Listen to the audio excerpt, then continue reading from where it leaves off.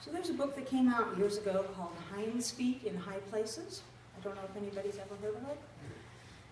It's an allegory about one person's spiritual journey, and that person's name is Much Afraid. And I identified with that character. In fact, I still identify with that character. Given the option to flee or fight, I flee every time. Or almost every time. The exception to that is when it has something to do with my kids. So how many of you have spent anxious hours worrying about your children or about people that you love as if they were your children? Anybody? Yeah. Maybe we're afraid they'll make a bad decision, or maybe we're afraid that someone else's bad decision will hurt them. If I think about it too much, I'm liable to go back home and curl up into my little burrow and hide. But when something actually happens, when something threatens them, no matter how afraid I am, my overriding instinct is to do something about it. Now, I don't always know what to do, and beating up the kid that just broke your kid's heart is probably not the wisest course of action.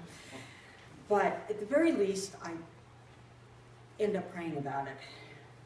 Sometimes I follow it up with a care package or a note, something that says that Mom still loves you.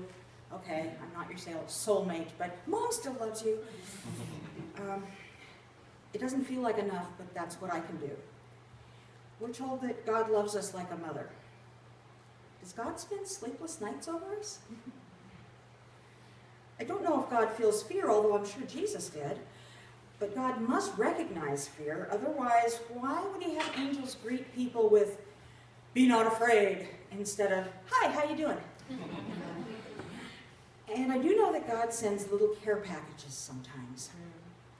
Things that say, "I still love you even when you're going through this awful time. Maybe I can't or I won't make it go away, but look here. Here's a great evening with Benny and the Bay City Rockers. Here's some fresh salmon that a friend just gave you.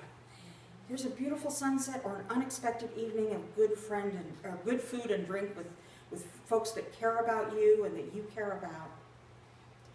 So do you sometimes experience fear which threatens to overwhelm you? And has your walk with God helped you in any way to get through it? And if so, how? Talk a couple minutes.